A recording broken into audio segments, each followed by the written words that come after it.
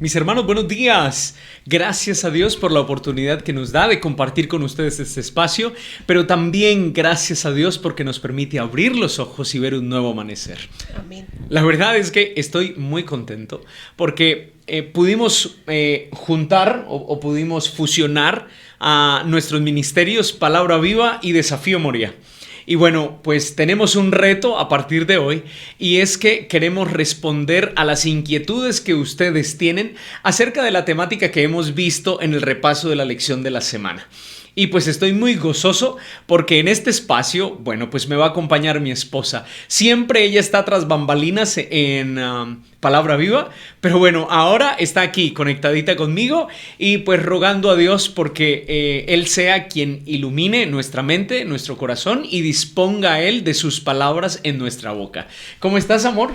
Amén, estoy feliz poder estar en este proyecto, poder compartir con los hermanos.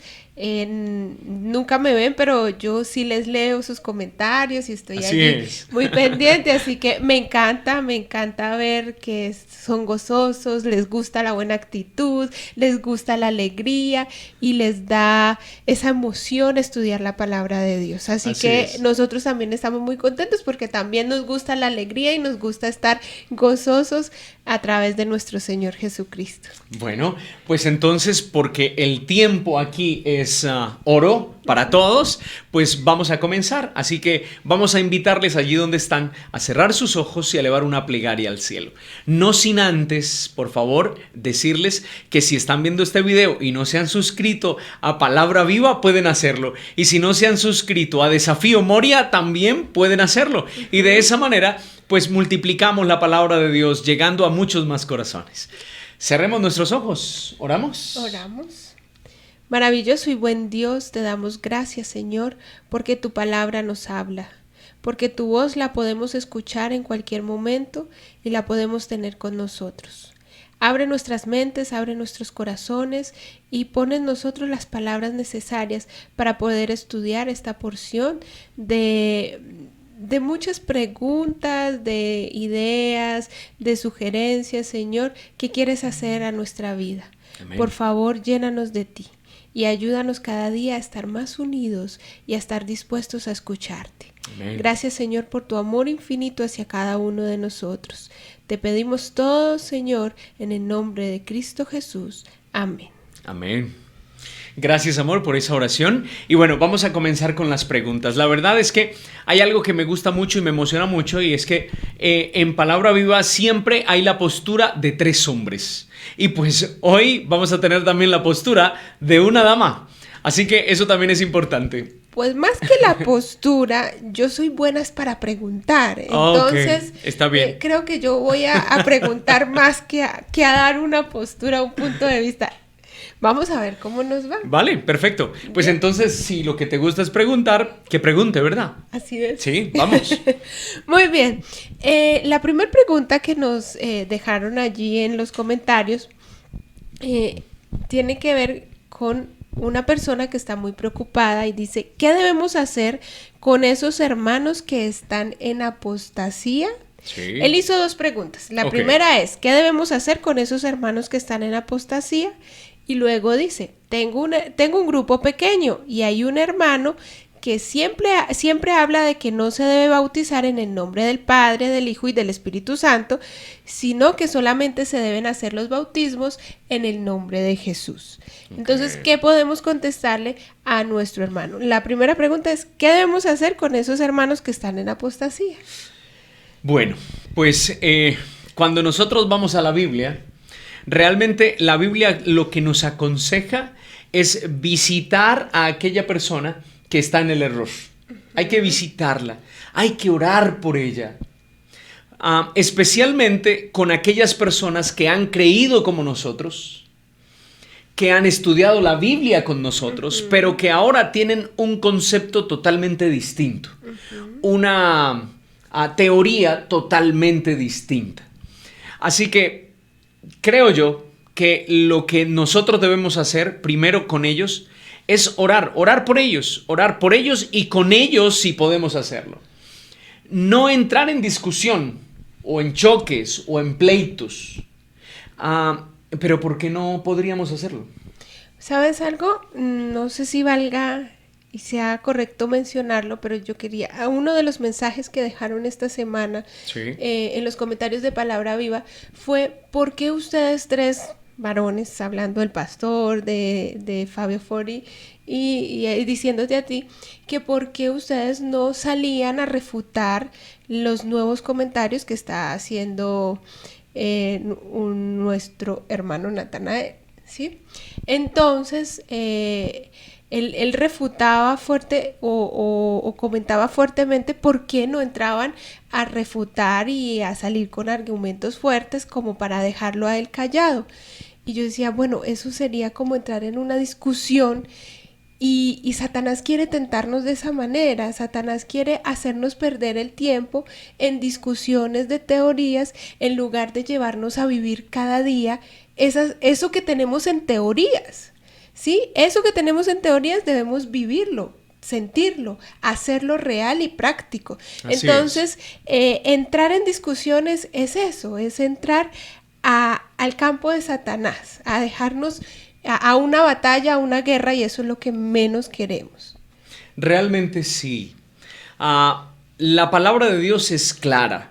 La verdad de Dios es clara. Así que la verdad de Dios siempre va a brillar. Y Dios al final siempre va a tener la razón. No importa cuánto tiempo haya que pasar o cuánto tiempo transcurra. Pero al final, pues la verdad brilla. Lo que nosotros debemos hacer es orar por ellos, así como también por nosotros, para que el Señor avive esa llama de fe y que nuestra vida espiritual pues realmente se convierta en un verdadero refugio. Exactamente. Que nuestra vida espiritual sea práctica. Creo que esa es la esencia del Evangelio, que la vivamos. Así es. ¿Sí? Bueno, creo que... Esperamos haber dado respuesta, ¿no? Esperamos que sea algo que realmente nos motive y no nos dé más discusión, ¿sí? Así es. Muy bien. La siguiente parte de la pregunta de nuestro hermano es que siempre en el grupo pequeño hay un hermano que dice que no se debe bautizar en el nombre del Padre, del Hijo y del Espíritu Santo, sino que se debe bautizar solo en el nombre de Jesús. Pero, ¿es correcto eso? Bueno, pues para poder realmente desenrollar este asunto, pues debemos ir a la Biblia, porque realmente la Biblia es la que nos dice sí o no, ¿cierto? Así que si abrimos la Sagrada Escritura, hermanos, si usted la tiene ahí, rapidito, vamos a abrirla en San Mateo capítulo 28, versículo 19. Así que rapidito, búsquela en este momento. San Mateo 28, 19. La pregunta entonces sería, ¿cómo se debe bautizar? ¿En el nombre de Jesús o el de la Trinidad? ¿Cierto? Sí. Podría ser esa la pregunta. Ajá. Muy bien, pues San Mateo 28, 19, ¿cómo dice, amor? Dice, por tanto, id y haced discípulos a todas las naciones, bautizándolos en el nombre del Padre, del Hijo y del Espíritu Santo. Ok, estas palabras las da Cristo Jesús y está comisionando a sus discípulos para que hagan conforme. Cristo Jesús lo hace de manera detallada y les dice cómo deben bautizar, ¿cierto? Sí. Bueno, pero resulta que el libro de los Hechos quizás o aparentemente da a entender otra cosa. Así que, pues vamos a ver algunos de esos versículos que se usan para decir que no se debe bautizar en el nombre de la Trinidad, o sea, Padre, Hijo y Espíritu Santo, sino solamente en el nombre de Jesús. ¿Nos quieres compartir uno? Bueno, el libro de Hechos en el capítulo 2, el versículo 38. Ok, espera un momentito. Repitamos el texto, porque los hermanitos o están buscando o están tomando nota. Ok, Hechos 2, 38. Y allí dice, Pedro les dijo, estaba predicando Pedro, Sí, claro. ¿cierto? Arrepentíos y bautícese cada uno de vosotros en el nombre de Jesucristo, para perdón de los pecados, y recibiréis el don del Espíritu Santo. O sea que hay hermanos que usan este versículo para decir que solo se debe bautizar en el nombre de Jesucristo.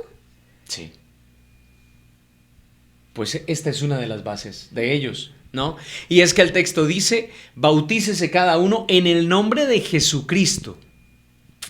Bueno, pero necesitamos seguir avanzando. Hay otro texto precisamente en el libro de los Hechos que también nos da a entender como si solamente se debiera bautizar en el nombre de Jesús, y es Hechos capítulo 10 versículo 48. Hechos 10, 48. Así que rapidito, si usted tiene su Biblia, vamos allá.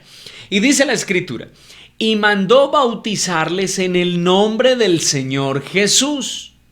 Entonces le rogaron que se quedase por algunos días. Y les mandó bautizarles en el nombre Del de Señor Jesús. Ok. Otro texto que pareciera afirmar lo mismo, ¿no? Sí, que dijera, bautícelos en el nombre de Jesús. Ok. ¿Hay otro texto? Hay uno más y es Hechos 19:5. Dice, cuando oyeron esto, fueron bautizados en el nombre del Señor Jesús. Ok. Bueno, así que noten, hemos leído 3 citas, especialmente del libro de los Hechos, donde hay una parte del versículo que declara que se debían bautizar en el nombre de Jesús. En el nombre del Señor Jesús, en el nombre de Jesucristo. Pero San Mateo, el mismo Cristo, en el capítulo 28, el verso 19, dice, bautizándolos en el nombre del Padre, del Hijo y del Espíritu Santo. Parece que hubiese una contradicción. Pareciera. Pero ¿realmente es una contradicción? Bueno, pues en Mateo capítulo 28 se señala la forma en que se debe hacer las cosas a detalle, como lo había mencionado hace un momento. Todo esto apunta a la unidad de gentiles y judíos en una sola iglesia. Había muchos conceptos religiosos en el tiempo de Jesús, muchos. Pero Dios quería ahora que su pueblo hablara un mismo lenguaje, y ese mismo lenguaje era Cristo Jesús, porque por medio del sacrificio de Cristo, ahora los pecados del ser humano podían ser redimidos, ¿cierto? Sí. Así que no podríamos ver estos textos de Mateo 28 y Hechos como una contradicción, sino como un complemento. Se complementan. ¿Y de qué manera? Bueno, Gálatas 3:28 nos recuerda eso, cuando allí la Escritura dice, ya no hay judío ni griego, no hay esclavo ni libre, no hay varón ni mujer, porque todos vosotros sois uno en Cristo Jesús.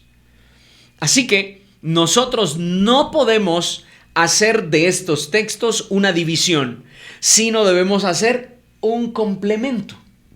Ok. Pero, ¿cómo poder entenderlo?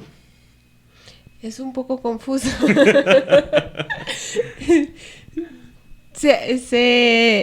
Cuando uno mira esto, claro, alguien llega y le dice a uno, es que mira este texto, uno queda confundido y uno dice, bueno, ¿y ahora yo qué digo? Yo no sé qué decir, entonces dímelo tú. Pero estamos los dos precisamente para poder hablarles a nuestros hermanos. Bueno, está bien. Pues vamos a ir dando algunas ideas, ¿no? En Hechos, en el libro de los Hechos, se enseña la autoridad con que se hace el bautismo y bajo qué ministerio para diferenciarlo de otros. ¿Eso significa que habían más clases de bautismo en esa época?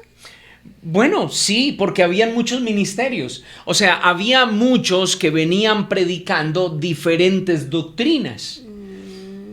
No solamente estaba Cristo predicando, recordemos que antes de Cristo quien hace el preámbulo es Juan, ¿no? Y muchos se bautizaban por Juan el Bautista. Pero había otros que también creían y creían de otras maneras. Pues tanto así que recuerdo las palabras de aquel sabio Gamaliel diciéndole a toda una plenaria, mire, déjenlos quietos, hablando de los discípulos. Exacto. Que si lo que ellos están haciendo no es de Dios, pues va a pasar como los otros. El tiempo va a continuar y van a quedar en el olvido. Y esto va a pasar. Pero si esto es de Dios, que no nos veamos yendo en contra del Dios Altísimo, ¿no? Exactamente. Así es. Ok, entonces, cuando el libro de los Hechos registra que los apóstoles bautizaban en el nombre de Jesús, no necesariamente estaba haciendo un detalle al punto de que había que bautizar solo en el nombre de Jesús. No, porque es que lo que hace el libro de los Hechos es mencionar la autoridad con que se bautizaba. Se bautizaban en el nombre de Jesús, sí, esa era la autoridad, era su investidura.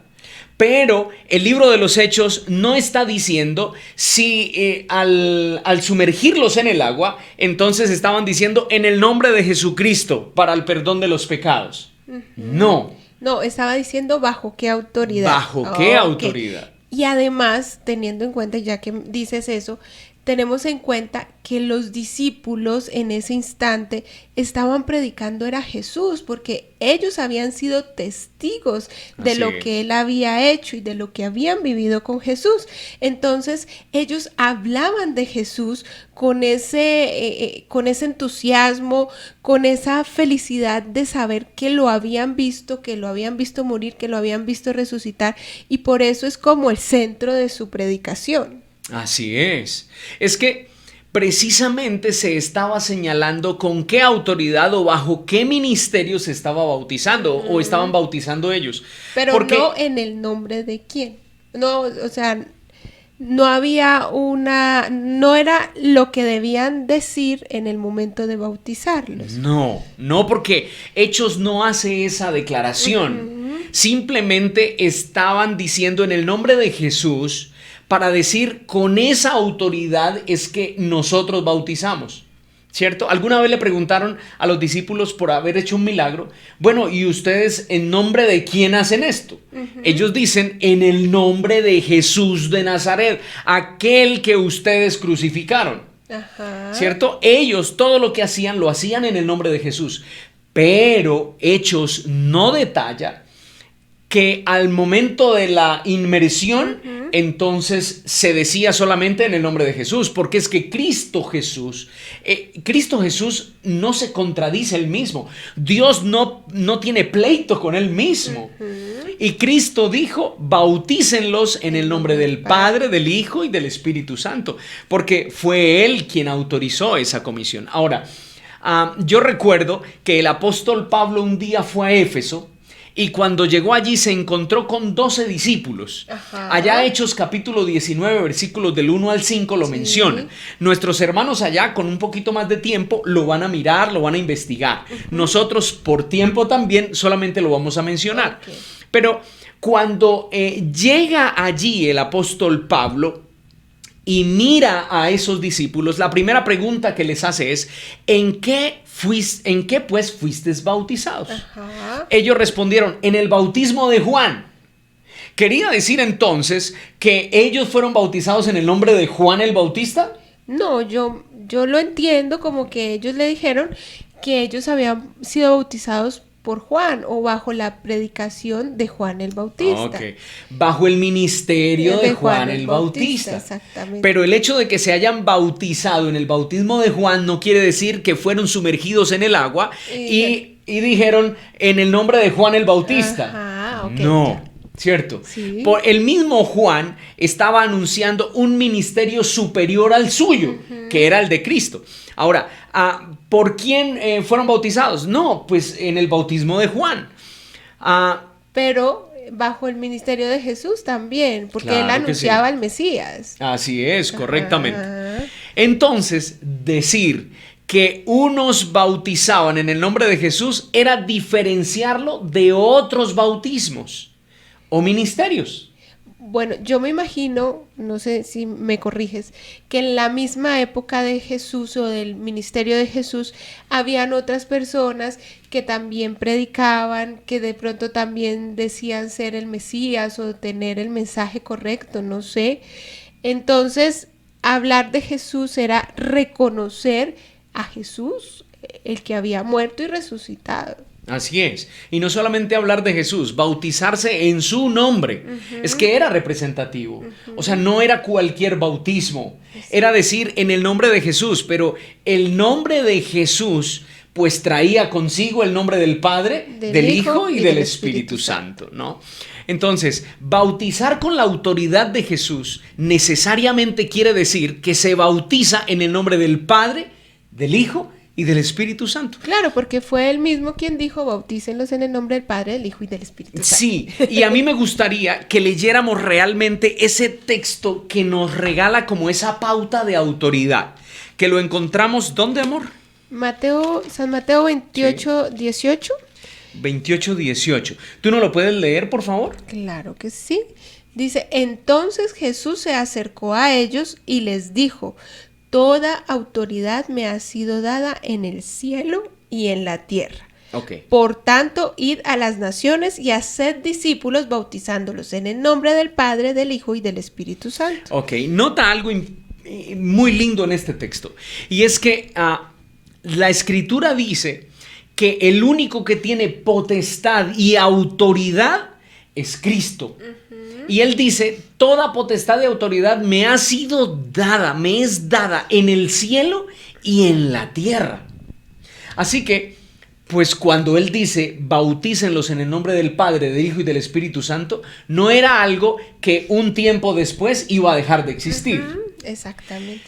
Por esto... Y esa fue la gran comisión. Entonces, o sea, no fue un mandato cualquiera, fue la comisión y la esencia del cristiano, ir a enseñar exactamente este evangelio. Entonces, no iba a cambiar. No, inmutable. Las palabras de Dios son inmutables. Ahora, por esto los apóstoles bautizaban con la autoridad de Jesús. ¿Y cómo lo hacían? Pues repitiendo la instrucción que ellos recibieron de su boca, haciéndolo en el nombre del Padre, del Hijo y del Espíritu Santo. Amén. Así que estos textos que al parecer son una contradicción, no lo son. Más bien, fácilmente ellos empatan o se compaginan, porque en Mateo se está dando una descripción total, detallada, de cómo se debía bautizar.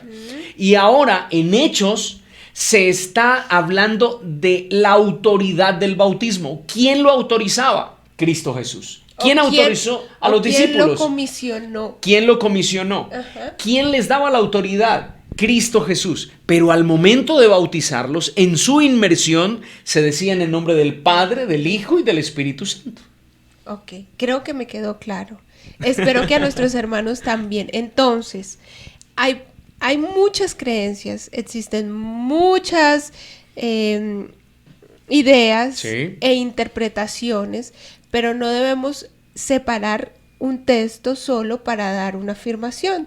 Debemos analizarlos todos en conjunto y creo que eso es lo que debemos hacer con esta pregunta y creo que nos queda muy claro por qué debemos bautizar en el nombre del Padre, del Hijo y del Espíritu Santo. Sí, en ningún momento la Escritura avala en el nombre únicamente de Jesús.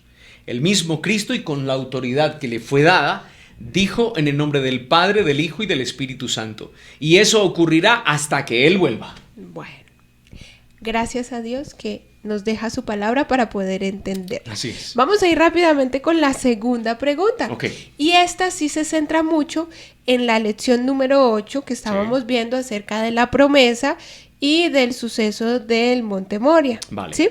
Dice allí, ¿y por qué Isaac preguntó por cordero y Abraham, en lugar de ver un cordero, vio un carnero trabado entre el zarzal? ¿Hay alguna explicación? ¿Eso significa algo? ¿Qué representa que haya sido un carnero y no un cordero? Bueno, pues la verdad estas palabras las encontramos en 3 textos de la Biblia. Y están en Génesis capítulo 22, los versículos 7, 8 y 13. Para poder comprender lo que el hermano nos está preguntando o la hermana nos está preguntando, necesitamos leerlos para luego poder dar una aclaración. Entonces es cordero y carnero. ¿Qué significa? Es lo que la hermanita quiere saber, ¿verdad? Sí. Le causó curiosidad saber por qué Isaac preguntó por un cordero y Dios envió un carnero. Un carnero. Muy bien. Pues leamos entonces el versículo 7 del capítulo 22 de Génesis. Dice, entonces habló Isaac a Abraham, su padre, y dijo, Padre mío. Y él respondió, heme aquí, hijo mío. Y él dijo, he aquí el fuego y la leña, pero ¿dónde está el cordero para el holocausto? Ok, aquí entonces tenemos la primera pregunta, ¿cierto? A mí me encanta esa actitud de Abraham junto con la de Isaac, porque los hijos anteriormente no podían simplemente conjeturar o hablar a su padre con autoridad, siempre había una reverencia, siempre había un respeto grande por sus padres. Y bueno, Isaac se atreve a preguntar, pero él espera a que su padre le dé el permiso también para poder continuar con la charla. Así que a mí me encanta esto que está ocurriendo aquí.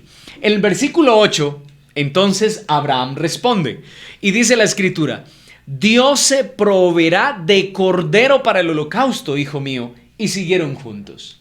Abraham responde la pregunta de Isaac, le da valor a esa pregunta. ¿Pero por qué pregunta Isaac? Por un cordero para el holocausto. Y Abraham dice: Dios se proveerá de un cordero para el holocausto. Y aquí en el versículo 13 es donde viene como el meollo del asunto. Léelo, por favor. Entonces alzó Abraham sus ojos y miró, y he aquí a sus espaldas un carnero trabado en un zarzal por sus cuernos. Y fue Abraham y tomó el carnero, lo ofreció en holocausto en lugar de su hijo. Ok. Bueno, cuando nosotros vemos estos tres textos, encontramos al parecer dos clases de animales: un cordero y un carnero. La verdad, yo he leído esta historia muchísimas veces, me encanta la historia, de hecho por eso decidimos ponerle a nuestro ministerio desde Desafío hace Moria. 2 años, Desafío Moria, porque a mí me encanta esta historia y me parece que es una prueba muy especial que hizo Dios y un mensaje muy especial a nosotros también como padres. Así es. Y entonces, de entre todo lo que lo leí, pues yo nunca me había detallado que un cordero, que un carnero, para mí es como lo mismo. Ok. ¿Sí? Pero parece ser que tiene un significado diferente. Bueno, pues para poder dar la explicación necesitamos saber qué es un cordero y qué es un carnero. Me parece ¿Está bien? Sí. Así que, pues, un cordero se le llama cordero a las crías de las ovejas, de los carneros. O sea, es un bebé. Sí, el cordero es un bebé carnero. O sea, es como decir, a un ave se le dice pichón, Sí. a un perro se le dice cachorro, Así entonces, es. Cuando ya está adulto, a un carnero se le dice cordero. a un... Carnero bebé se le dice cordero. No. A un cordero... A un carnero, a lo que va a ser un carnero más adelante se le dice cuando es bebé, cordero. Así es, correcto. Sí, eso era lo que yo quería decir. Muy bien, así es. Así que es cordero cuando es pequeño, cuando es una cría pequeña, carnero cuando ya es un macho adulto y tiene cuernos. Así Los corderos no tienen cuernos. Los corderos no, porque apenas son crías, apenas son crías. Así que estamos hablando del mismo animalito, es solo que en dos etapas diferentes de su vida. Okay. Ahora, los dos se usaban para el holocausto, ¿no? Levíticos 9, 1 y 2, Levíticos 8, 18 y Juan 1, 29, pues nos habla acerca de ello. Levíticos 9, 1 y 2, ¿no lo lees, por favor? En el día octavo, Moisés llamó a Aarón y a sus hijos y a los ancianos de Israel y dijo a Aarón: toma de la vacada un becerro para expiación y un carnero para el holocausto, sin defecto, y ofrécelos delante de Jehová. Ok, lo que se ofrecía sin defecto en el santuario representaba a Cristo Jesús. Okay. ¿Está bien? No podía ser un animal que tuviese mancha, que estuviese cojo, que estuviese ciego. No, tenía que ser perfecto en sus condiciones físicas. Sin importar si era un carnero, un cordero, un polluelo, un pájaro. Polluelo porque también no, pichones de paloma. Pichones, exacto, Okay. También los ofrecían. Todo debía ser. Sí, pero realmente el animalito que representaba a Cristo Jesús era el carnero o era el cordero. Ok. ¿Vale? Levíticos 8:18 dice: después Moisés mandó a traer el carnero del holocausto. Aarón y sus hijos pusieron sus manos sobre la cabeza del carnero. Esto en simbolismo de confesar sus pecados, su culpa, y ahora poder experimentar el perdón. Y San Juan 1:29, ¿qué declara? Bueno, allí sí habla, dice: el siguiente día ve Juan a Jesús que venía a él y dice: he aquí el Cordero de Dios que quita el pecado del mundo. Ok. ¿Por qué Juan ve a Jesús y dice: este es el Cordero de Dios?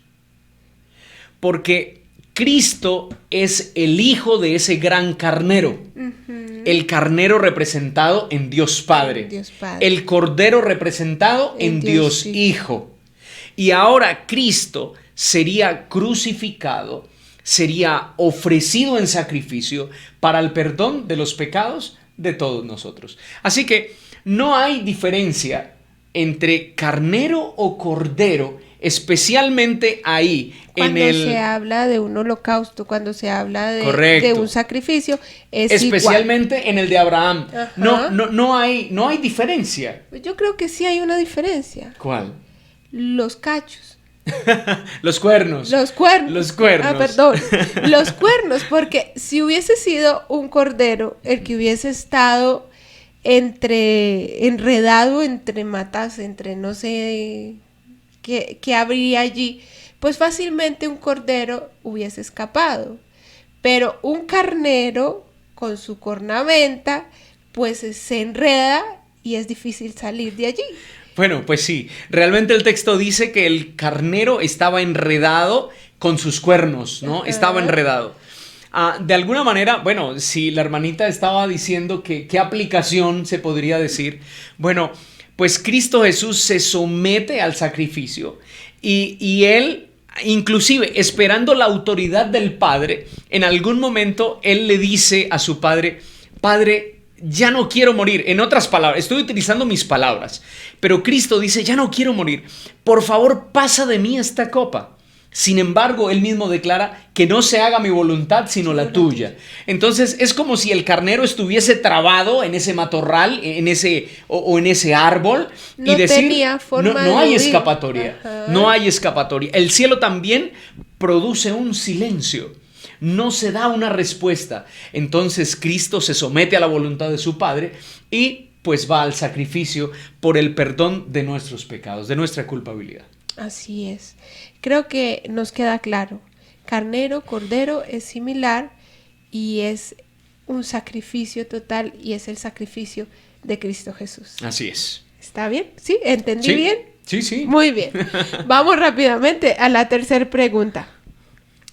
Esta pregunta la vi varias veces. Ok. Entonces, varias personas lo dijeron de diferentes maneras. Vale. Dice: ¿dónde dice que Sara murió porque le afectó el viaje de Abraham? Entiendo que se refieren a el momento de la prueba, cuando Abraham sube al monte Moria y va a sacrificar a su hijo.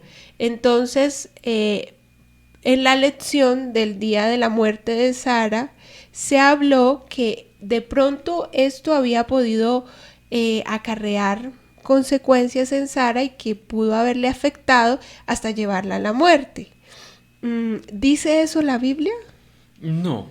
Realmente cuando nosotros vamos al texto bíblico no hay un texto que lo infiera, no. Esto vendría a ser como más bien un pensamiento humano, ¿no?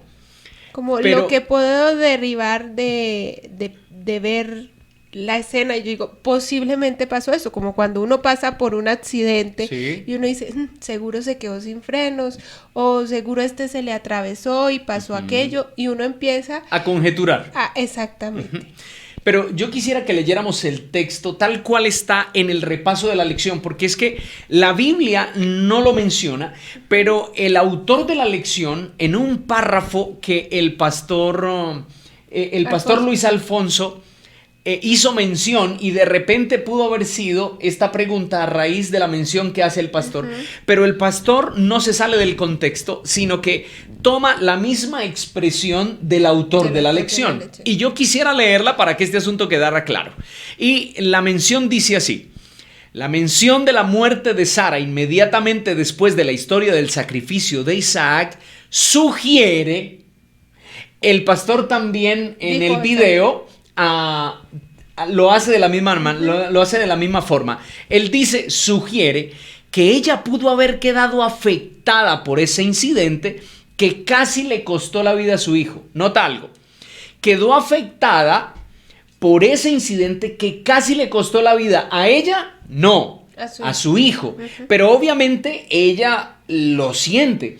¿Por qué ella lo siente? ¿Y por qué se infiere, aunque la Biblia no diga nada? ¿Por qué se infiere? Bueno, porque Isaac llega a su casa y llega a decirle, mamá, imagínese lo que nos acaba de pasar. No, qué terrible. Yo me pongo en el lugar de Sara y digo, Dios mío, o sea, casi mi esposo va y da a mi hijo y ni siquiera era capaz de decirme. No me dijo nada. No me dijo nada. Sí, o sea, fue un momento difícil. Ajá. ¿Que ella se pudo afectar? Claro que sí. Pues Sara también participó de la prueba con su esposo, al igual que en sus viajes y su falta de fe temporal. Eso dice el texto en el repaso de la lección.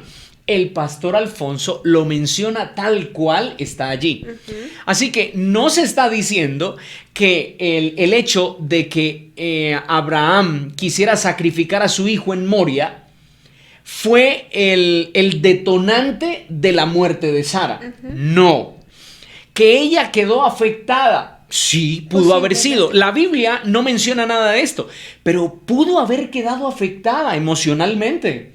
Pudo haber quedado afectada. Ahora, ¿cómo podría confiar ahora en Abraham si viene su hijo a decirle, imagínate que mi papá casi me sacrifica, pero Dios proveyó de un carnero para el holocausto? ¿Sabes que podríamos sacar una aplicación aquí? No está en la Biblia el hecho de que Sara hubiese muerto por esto, pero sí, ella vivió a través de la vida de Abraham muchas pruebas, claro, ¿sí?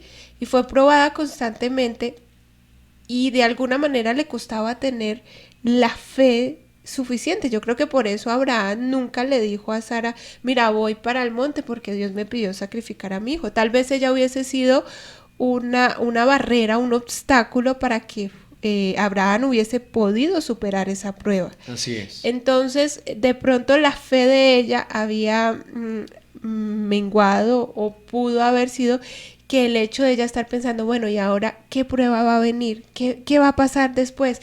Que vivir en una constante zozobra y una constante pensadera, diría yo, no sé cuál sería eso, preocupación de, ay, ¿qué va a pasar mañana? ¿Qué me va a pedir Dios? ¿Cómo me va a probar? Y a veces nosotros vivimos de esa manera, como, ay, hoy estoy bien, pero cuando llegue el mal, ¿yo qué voy a hacer? Y como en esa zozobra de qué va a pasar mañana, y de alguna manera afecta nuestra salud. Claro que sí, y no solamente la nuestra, sino las personas que están alrededor nuestro. Ahora, que Sara se hubiese podido afectar, claro que sí. Que de repente eso, con el tiempo, con el pasar del tiempo, pudo menguarle su fuerza, pudo menguarle su ánimo, pudo menguarle, muchas otras cosas también. Sí, pero no lo dice la Biblia. No lo dice la Biblia, ni tampoco fue el causal de su muerte. Ajá, ¿no? Solo es una conjetura, una inferencia a través de eso. Entonces quedamos claros que no es algo que dijo la Biblia, tampoco lo afirmó el pastor Alfonso, así es, sino que simplemente es como vagar un poco más en la historia y tratar de sacar experiencias o tratar de sacar aprendizajes así es, de ella. Y yo creo que de esto podemos aprender algo. ¿Qué podemos aprender? Pues que necesitamos aprender a confiar y no estar pensando qué me va a pasar mañana. ¿Será que para mañana sí voy a tener para el desayuno? ¿Será y si me quedo sin trabajo pasado mañana, cómo voy a vivir? Y si de pronto me enfermo y me da cáncer en tal lado, ¿yo qué voy a hacer? Entonces, a mí a veces como mamá me preocupo y digo, Dios mío, donde yo me enferme, ¿qué va a hacer de mis hijos? Esa es una de mis preocupaciones y cuando me centro en pensar en eso, hasta me pongo triste, me aburro, me bajo de nota. Entonces, creo que nos deja esa enseñanza de lo importante que es cada día tener fe y esperar a vivir ese mañana bajo los brazos de Dios. Así es. Ahora, si nosotros lo hablamos más, ¿cómo podría decirlo? En un lenguaje más no bíblico, sino más nuestro, entonces nosotros podríamos nombrar algunos estudios que se han hecho con respecto a esta clase de pensamientos. Algunos científicos, por ejemplo, dicen que una vida espiritual llena de fe ayuda a mantenerse en paz y tranquilo, a tener mejor calidad de vida y salud mental. Si nosotros estamos confiados en el Señor, si nosotros tenemos esperanza, si nosotros creemos, pues vamos a estar mucho mejor. Pero si no lo hacemos, pues las preocupaciones nos hacen enfermar. Exactamente. ¿Vale? Dice, se hizo un estudio geriátrico a varios adultos mayores. Les preguntaron, bueno, ¿por qué estaban bien? Algunas personas dicen, vamos a encontrar el elixir de la vida y a saber por qué estas personas han tenido tantos años de vida. Y entonces se descubrió en ese estudio que las personas que viven unidas a una religión tienen mejor salud física y mejor salud mental y viven más años. Mira, bonito. Pero hay un estudio también canadiense que se hizo con respecto a la oración. Y concluyeron que la oración retrasa el avance del Alzheimer. Mira. Fue un estudio que hicieron. Ahora, si eso es efectivo o no lo es, realmente este asunto humano llega a un segundo plano.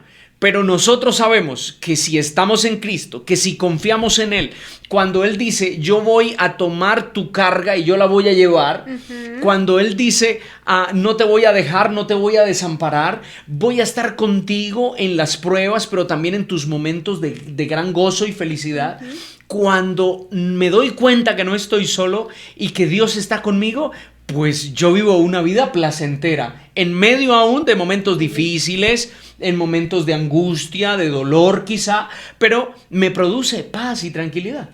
Cabe aquí mencionar que hay personas que llegan a la religión pensando que su vida va a ser más fácil, que si yo entro al cristianismo o me entro a una religión, entonces Dios me va a dar más dinero, Dios va a impedir que sufra, Dios no va... Y no es cierto, todos vamos a vivir pruebas, todos vamos a vivir momentos difíciles, todos somos humanos, todos nos enfermamos, todos tenemos angustias, pero superar estas angustias de la mano de Dios va a ser mucho más fácil que si no tenemos fe y si no confiamos en alguien superior que todo lo puede. Así es. Así que, mis hermanos, confiemos en Dios, esperemos en Él y verán que tendremos mejor calidad de vida. Mejor calidad de vida. Sí. Así que no les podemos dar un texto donde diga que Sara murió por ello. Sí, no. De hecho, un hermano en sus comentarios hizo cuentas y él dijo, sí. Es que no es posible. Si Abraham murió a tal edad y Sara murió a tal edad, eso ya habían pasado como 17 años desde que Abraham e Isaac subieron al monte Moria. No pudo haber muerto Sara por ello. Pero recordemos que la salud mental nuestra nos puede llevar poco a poco a deteriorarnos física y mentalmente. Así que debemos cuidar nuestra salud mental, cuidar nuestra relación con Dios cada día, alimentarla y que cada día podamos estar unidos a Él. Bueno, pues creo que hemos tratado de dar respuesta a esta pregunta y esperamos que haya quedado clara. Seguimos avanzando porque nos hicieron, con esta pregunta vamos a cerrar, con esta última pregunta. Y esta última pregunta ya la van a escuchar. La verdad, cuando la leí yo dije, ¿qué vamos a hacer? Porque es entrar en un tema difícil, un tema de mucho debate en la iglesia y que tiene opiniones contrariadas. ¿Sí? No vamos a dar bueno, mejor dicho, voy a dar primero la pregunta y después vamos a decir qué vamos a decir en la respuesta. Uy, sí, porque con esta antesala ya se puso difícil. Sí. Y también viene de la experiencia ahora de la lección en la que Eliezer va a buscar esposa para Isaac. ¿Sí? Pero resulta que en esta historia dice que Eliezer le lleva un detalle de parte de Abraham para la mujer que él encuentre. Y el detalle son joyas. Sí. Le da pulseras e incluso una nariguera. Y un brazalete. Y todas estas joyas eran de oro. Entonces viene aquí la pregunta: ¿podemos usar joyas? ¿Está avalando la Biblia allí el uso de joyas? Bueno, ya ustedes pueden ver que el tema es bien complicado. Vamos a ir a la Escritura y lo que la Escritura también nos pueda abrir el camino y podamos juntos poder comprender lo que ella nos está diciendo. Lo primero que yo quisiera decir es que, y debemos tener en cuenta, para lo que vamos a leer y para lo que vamos a estudiar, primero, las joyas y la vestimenta no son temas que tengan que ver con la salvación del ser humano. No. Sí. Eso no infiere en la salvación. Exactamente. Las joyas, si me las pongo no me salvan, si me las quito tampoco. Exactamente. Vale. Pues ya lo dijiste, nadie se va a perder por usar prendas de maquillaje o joyas, ni tampoco se va a salvar por esto. Digamos que ese es un tema que nada tiene que ver con nuestra vida espiritual en cierto sentido. Sí. Si no lo tomemos a mal, no debemos entrar a discusión por temas como estos, ¿sí? Porque volvemos a la primera pregunta, porque le estamos dando cabida al diablo para que podamos discutir por cosas que no nos alimentan, que no nos llenan de Cristo. Así que no deben ser temas de disputa, no deben ser temas de ir a criticar a otro porque usa o porque no usa. Debemos nosotros preocuparnos por nuestra propia relación con Cristo. Así, ¿por qué? Porque la relación con Cristo es lo único que nos salva. La gracia de Dios. Sí, porque la salvación es por gracia únicamente. Ahora, la Biblia no da una regla sobre el uso de prendas o de joyas. Pero hay una regla no da, pero sí hace algunas menciones, que es lo que nosotros vamos a ver. ¿Vale? Ok. Vale, ok. Ahora, el silencio de la Biblia en cuanto a una regla absoluta no es un permiso para que yo viva de manera desordenada. Sí, eso quiere decir que si la Biblia no menciona nada acerca de las drogas, eso no significa que yo pueda usar drogas. ¿Sí? Porque la Biblia dice que mi cuerpo es templo del Espíritu Santo. Entonces, si mi cuerpo es templo del Espíritu Santo, pues yo voy a cuidar mi cuerpo.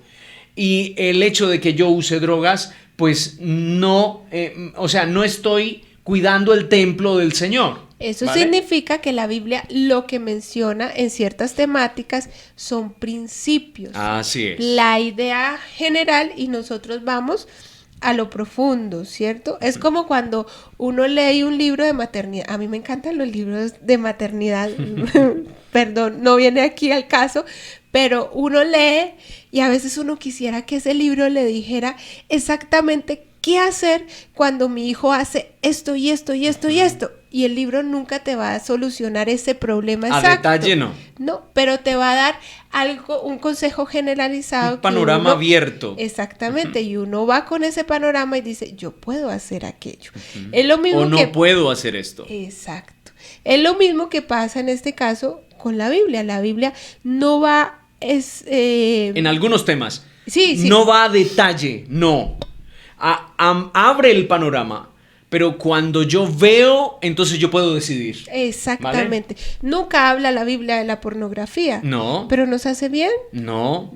¿Es bueno usarla? No. No. Okay. Y porque la Biblia no la mencione, no significa que yo puedo hacerlo. Así es, correcto. Entonces, ¿qué dice si vamos a la Biblia? Muy bien. La Biblia dice, en 1 de Pedro, capítulo 3, versículos 3 y 4.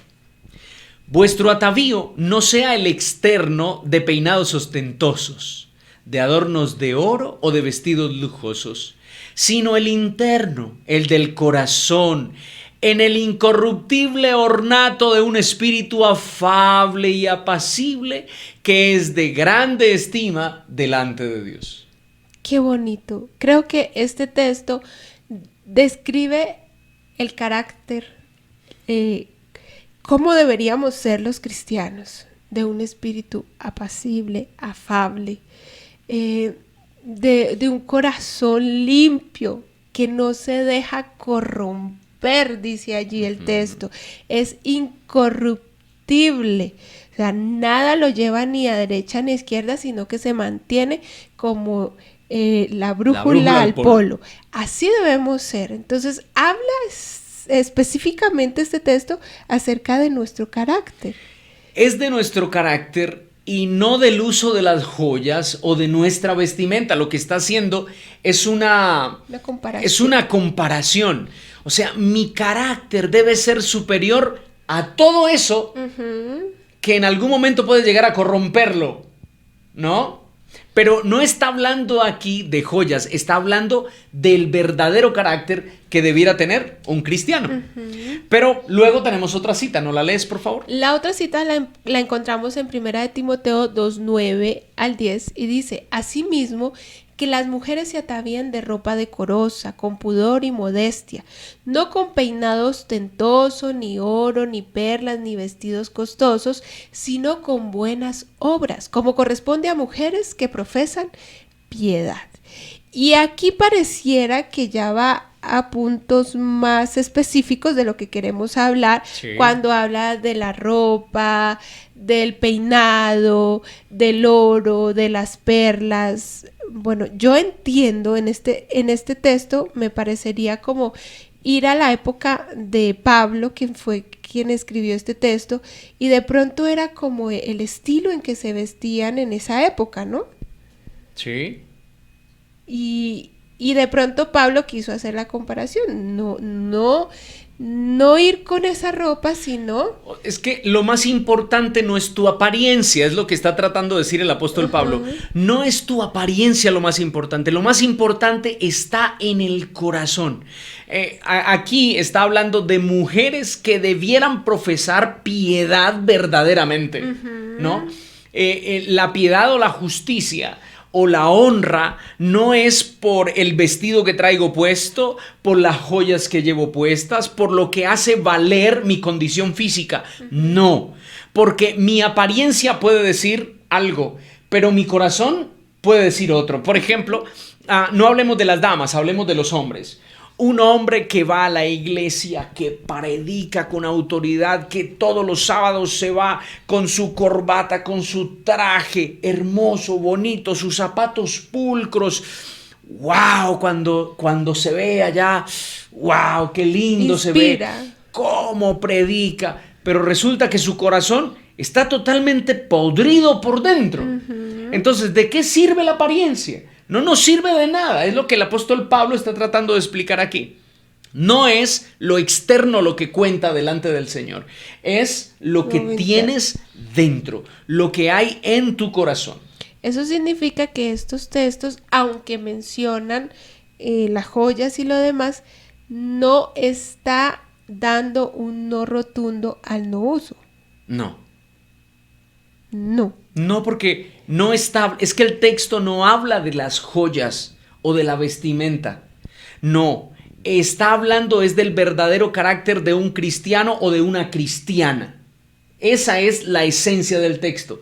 Sin embargo, cuando nosotros, por ejemplo, vamos a la liberación del pueblo de Israel en Egipto, cuando las mujeres salieron, cuando el pueblo de Dios salió, la escritura hace mención que las egipcias les entregaron a las mujeres hebreas todas sus joyas, sus pendientes, sus aretes, sus brazaletes. Todos salieron con riqueza de Egipto, todos. Pero, y aquí es donde va esta otra parte que es importante, toda esa riqueza el pueblo la utilizó no para acercarse a Dios y darle gracias y depender de Dios, sino para usarlas para el mal. Desde allí, desde ese momento de la historia del cristianismo, las joyas llegan a convertirse como en un centro de apostasía, ¿no? De apostasía. ¿Por qué? Porque si mal no recuerdan ustedes, allá en el evento en el monte del Sinaí, mientras estaba Moisés por recibir las tablas de la ley, el pueblo se reunió pensando que Moisés habría muerto y le dicen a Aarón, haznos un becerro. ¿Y con qué lo hacen? Con todas esas joyas. Con todas las joyas. Ajá. Entonces, si nosotros vamos a Ezequiel, Ezequiel también habla que Dios le ha dado joyas a su pueblo y menciona todas las joyas. Sí, todas. dice que la atavió de joyas, de oro, de perlas. Ezequiel habla que Dios ha bendecido al pueblo muchísimo. Con muchos... Dice que para hacerla ver hermosa, para hacerla ver la mejor, como el pueblo lo compara como con una mujer, y dice que la vistió de las mejores prendas, con las mejores joyas, oro, con los mejores brazaletes, adornos, pero que a la final lo único que hizo el pueblo fue irse con otros dioses. Entonces, los adornos de joyas y demás siempre han inclinado al hombre a irse tras otros dioses, siempre. Y yo recuerdo una vez en una semana de evangelismo, había una chica que quería entregar su vida al Señor, que quería bautizarse. Y cuando llegó el momento de su bautismo, ella llegó al bautisterio y tenía anillos, y tenía aretas, y tenía collar. Y cuando yo la vi, yo le dije, mira, hablemos un momento. Entramos al cuarto de ministros y hablé con ella. Y le dije, mira, lo que Dios quiere de ti no es lo que traes puesto, sino es lo que eres verdaderamente. Entonces ella cae en la cuenta y ella me dice, ay no, pero es que yo no me puedo quitar estos aretes, yo no me puedo quitar esta cadena porque es que si me las quito, es que es como si yo quedara desnuda. Así fueron sus palabras, así fueron. Cuando nosotros tomamos las joyas y las tenemos tanto en nosotros que reemplazan a Dios, porque es que ya ese es un nivel en el que ya han reemplazado a Dios. Sí. Ya le han quitado el lugar más importante. Tienen un valor más importante. Entonces nos llevan a la idolatría. Estoy no dependiendo de Dios, sino dependiendo de lo que yo tengo. Y lo que yo tengo es lo que traigo puesto. Exacto. ¿No? Así que pues en la Biblia las joyas siempre se han relacionado con idolatría. Sí, pero vale aclarar que la Biblia no nos da una regla clara sobre esto. No. Y vamos a ir a lo que dice la Iglesia Adventista. Resulta que... ¿En qué creemos los adventistas del séptimo día? En el año de 1887, cuando se reunieron los primeros adventistas, teniendo en cuenta los dos versículos que leímos anteriormente, se decidió que no se iban a usar joyas. ¿Por qué? Porque lo más importante era mostrar nuestro carácter tal y como es. Entonces fue una decisión y también fue una distinción para decir, ve, mira, esta mujer que viene allá, que viene vestida tan bien, porque no es vestirse mal, no es no peinarse, no es no arreglarse, sino era ir sencilla pero bien presentada. Esa mujer que está allá es adventista porque tenía esa característica de que no usaba joyas, de que no estaba maquillada como las otras mujeres. Entonces era una característica específica de la iglesia adventista. Esa decisión se tomó para crear identidad, para hacer una diferencia entre las demás religiones o congregaciones religiosas de su época. Pues todos usaban joyas, los adventistas no. ¿Y por qué? Volvemos al mismo tema, volvemos a los mismos textos, porque la iglesia adventista ha interpretado correctamente la escritura. Lo más importante no es lo que llevas fuera, no es lo que te adorna, lo más importante es lo que llevas dentro. Exactamente. Entonces fuimos llamados a salir de este mundo. Somos diferentes, somos reformadores. En cada aspecto de la vida debemos tener una influencia de modelar nuestras actividades, de hacer las cosas bien, de que todo sea hecho para la honra y la gloria de Dios, de que eso que yo use, de que eso que yo me ponga, de que eso que yo me peine, todo eso yo le pueda decir a Dios, Dios, así estoy bien, así te estoy alabando, así te estoy agradando, que sea lo más importante en nuestra vida. El manual de iglesia, de la página 178 a la 80, bueno, la verdad es que difieren en algunas ediciones, ¿cierto? Difieren. Pero allí hace algunas declaraciones que nosotros quisiéramos compartir con ustedes. Por ejemplo, allí recita el texto de Elena White de Consejos sobre la Salud, la página 600, de la siguiente manera.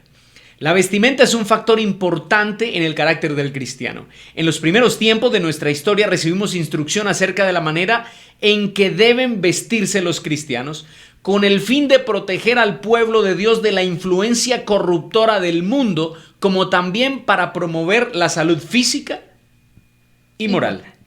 Y resulta que uno a veces dice, pero ¿y en qué va a interferir la salud el usar joyas, el usar aritos, el usar...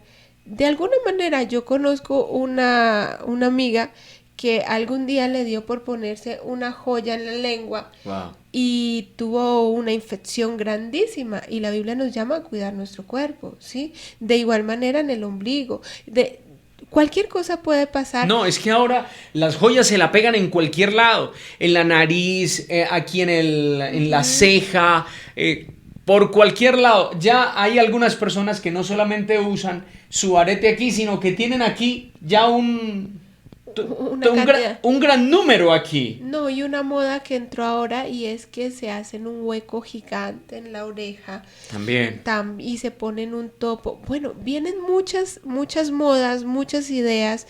Y nosotros lo primero que tenemos que decir, ¿esto agradará a Dios? ¿Agradará a Dios que yo deteriore mi cuerpo de esa manera? O sea, es que cuando usamos cosas extra es como decirle a Dios, oye Dios, te faltó hacerme esto.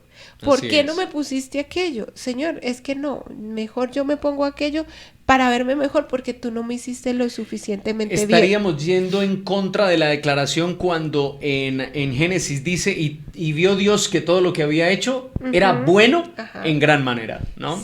Sí. Perdóname, la persona que hizo la pregunta, y creo que nos extendimos bastante en responder estas preguntas, pero la persona que hizo esta pregunta dijo, es que yo veo hasta pastores usando argolla. Y hay que tener en cuenta que hay países, varios países, en los que el uso de la argolla es obligación. Sí, directamente gubernamental. Sí, se debe usar, así que igual, independientemente si nosotros no usamos y vamos a esta clase, a estos países, debemos usar la argolla, es una norma, es una regla, y nosotros como adventistas del séptimo día también respetamos las normas institucionales, gubernamentales de donde estamos. Mientras no nos descarrilen de nuestra salvación, que es lo que nosotros siempre debemos tener en cuenta, mis hermanos. Estos temas no infieren en nuestra salvación, pero pues nosotros hacemos la voluntad de Dios y queremos hacerla de la mejor manera. Por eso nos ceñimos pues a la estructura del mensaje de la Iglesia Adventista del Séptimo Día, porque estamos convencidos que pues es el mensaje correcto. Ahora, el manual de iglesia sigue diciendo de la siguiente manera. El mensaje es para los jóvenes, la página 350, pero el texto es tomado del manual de iglesia. Los cristianos deben evitar la ostentación llamativa y los adornos profusos. La vestimenta debe ser hasta donde sea posible de buena calidad, de colores apropiados y de adecuados para el uso. Deberíamos escogerla por su durabilidad más bien que para la ostentación. Nuestra indumentaria debe caracterizarse por la modestia, la belleza, la gracia y las cualidades propias de la sencillez natural. Este es el consejo de la hermana Elena White para nosotros, pero también este es el derrotero de la Iglesia Adventista sobre el uso de las joyas. ¿Sabes qué? Viendo esto, se me viene a mi mente algo que nos enseñaron En la universidad yo estudié comunicación social y periodismo, y una de las técnicas para presentar tenía que ver con la vestimenta, y lo primero que le enseñaban a uno es: no se deben utilizar elementos que distraigan, ropa que distraiga, ornamental, Pendientes. nada que distraiga. Entonces por eso usted no va a ver un presentador con Con unas candongas terriblemente grandes o con unos collares extremadamente llamativos. No, porque todo eso distrae. Entonces nosotros en la iglesia sale a predicar a alguien de esa manera y uno diría, no sé a qué ponerle cuidado, si a lo que está diciendo O a lo que estoy viendo. Sí, o a cómo se le mueven los aritos, cómo es el collar, ay, que me alumbra, que da estos visos. Entonces todo tiene su forma y su... Nada viene porque sí. Y yo creo que este consejo no nos hace mal. No, para nada. Para nada. Pero mire lo que sigue diciendo el manual de iglesia. Yo continúo el manual de iglesia porque es que es nuestro derrotero. El pueblo de Dios debe situarse siempre entre los conservadores en materia de vestimenta y no dejará que llene la mente el problema del vestido. Ah, qué interesante. O sea, ¿por qué preocuparnos por estar discutiendo por este tema si lo que debe centrar nuestra vida es Cristo? Es Cristo, siempre ubicarnos en Él. En nuestra salvación. Y si nos ubicamos en Dios, si tenemos una comunicación con Dios, esto va a ser algo somero, algo que no va a Ni tener secundario, ni importancia. siquiera secundario. Sí, porque Se va a perder de vista. no nos va a distraer algo como esto. Así es. Y no estamos haciendo el comentario a nuestra hermana, pues diciéndole que por qué está haciendo esta pregunta, por qué se interesa, no, sino que es importante para todos, porque muchas veces hay personas que han ido a la iglesia y no han vuelto porque alguien le dijo, vea, ¿usted por qué se puso eso? ¿Usted por qué se puso aquello? Y para nosotros es más importante el decirle, ¿por qué tiene esto? ¿Por qué se puso aquello? Vea que eso no se hace, vea que esto no, que mostrarle el amor y la gracia de Dios. Así es. Gracias, amor, por tu aporte, pero yo quiero continuar aquí en el manual de iglesia. Lo que hablabas hace un momento, mira lo que dice el manual de iglesia. Mi hermano, mira lo que dice el manual de iglesia. En algunos países la costumbre de usar el anillo matrimonial es considerada como algo imperativo. Una norma. Una norma. Y llegó a ser en la mente de la gente un criterio de virtud y por lo tanto no es considerado el anillo como un ornamento. En tales circunstancias no sentimos que debamos condenar esta práctica. Eso lo dice el manual de iglesia. Uh-huh. Otra y última mención del manual de iglesia. No voy a leer más. Esta es la última. Recordemos que no es el atavío exterior lo que expresa el verdadero carácter del cristiano, sino el interno, el del corazón, en el incorruptible ornato de un espíritu afable y apacible que es de grande estima delante de Dios. Debe evitarse el uso de los cosméticos que chocan con el buen gusto y los principios de la modestia cristiana. El aseo y la conducta cristiana deben observarse en el cuidado de la persona que está en todo tiempo tratando de agradar y representar correctamente a Cristo nuestro Señor. Yo creo que algo que nos debería preocupar a nosotros como cristianos es que donde vayamos las personas puedan decir, ese es un cristiano. Ese es un cristiano. Él es un hijo de Dios. Es diferente. Es diferente. Es diferente. Entonces nosotros no les vamos a decir, porque la pregunta es... Sí, hermana, discúlpenos, pero nosotros no vamos a dar una postura hoy. Sí, porque la pregunta de ella es, ¿podemos nosotros usar joyas, sí o no? ¿Y por qué? No le vamos a decir si se pueden usar, no se pueden usar. La Biblia no nos dice que sí, la Biblia no nos dice que no. Las usaron mujeres de la Biblia como Rebeca, sí, como Esther, que las usaron, pero la Biblia no nos da una regla contundente sobre esto. Así que no podemos decir por qué tampoco. Lo único que sí queremos llevar a la reflexión es que donde vayamos todo el tiempo, las personas puedan decir, este es un cristiano. esta es una cristiana, esta persona adora a Dios, esta persona se le ve que es apacible, se le ve que es una persona llena de piedad, de bondad, de gracia.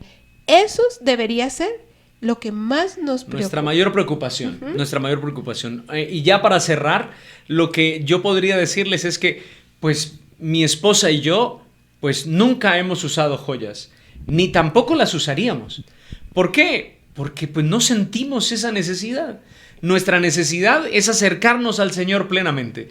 Pero es su decisión al final qué hacer. Exactamente. Lo que la Iglesia Adventista nos está aconsejando es ser cristianos donde más importa. Y es en lo profundo de nuestro corazón. Y de la abundancia del corazón, dice la Escritura, pues habla la boca, pero no solamente habla la boca, sino salta a la vista. De lo que yo estoy lleno es lo que yo voy a dar, es lo que yo voy a ofrecer a los demás. Así que, pues nosotros decidimos no hacerlo y decidimos seguir los consejos de nuestra hermana Elena White y pues de la postura de la Iglesia Adventista del Séptimo Día. Así es. Bueno, así que creo que estas fueron como las 4 preguntas más relevantes. Y Jesús, fueron 4 y casi no acabamos. Dijimos que no nos íbamos a extender mucho y nos extendimos bastante. Así que esperamos que hayan podido llegar hasta el final de esta transmisión. Este video. Y que podamos aprender juntos, que es lo más importante. Así es. Así que mis hermanos, gracias por estar aquí, gracias por sus preguntas. Cada 8 días, siendo el favor de Dios, estaremos respondiendo las preguntas que más podamos y que también nosotros veamos que puedan ayudarnos a crecer espiritualmente. Así que gracias por estar allí. Si no se han suscrito a nuestro canal, por favor háganlo y nos dejan un like a Desafío Moria en nuestro canal. Así que gracias por estar aquí. Nos vemos dentro de 8 días. Por favor, no dejen de ver nuestro canal Palabra Viva y allí hagan sus preguntas. Por favor, háganlas allí o también pueden hacerlas en Desafío Moria justo en este video. Debajo en los comentarios ustedes nos pueden decir. Si ustedes quieren hacer un comentario a lo que hicimos el día de hoy, pues nada, también están libremente en poderlo hacer. Y pues lo que nosotros queremos es crecer juntos, porque todos estamos aprendiendo.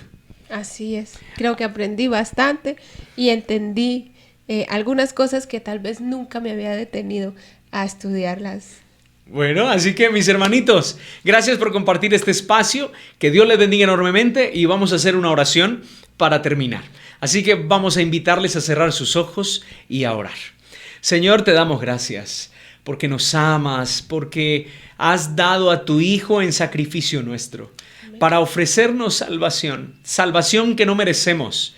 Pero gracias, oh Padre, porque nos miras con misericordia y bondad. Amén. Señor, sabes que tenemos muchas dudas, que tenemos muchas preguntas. Algunas de ellas jamás podremos tener una respuesta. Pero algún día, en el reino de los cielos y en tu voz, podremos escuchar todas aquellas dudas que nosotros nunca pudimos resolver. Señor, gracias por tu palabra, porque tu palabra se hace viva y eficaz en nuestro caminar. Amén. Ayúdanos para que tu santa palabra nos ayude a crecer y no a irnos en contra los unos de los otros. Amén. Ayúdanos, Señor, a tomarnos de la mano y a caminar juntos hacia el reino de los cielos con fe. Te lo suplicamos todo, no habiendo mérito alguno en nosotros, sino en Cristo Jesús, Señor nuestro. Amén. Amén. Amén. Amén. Mis hermanos, Dios les bendiga. Que el Señor les guarde. A una próxima.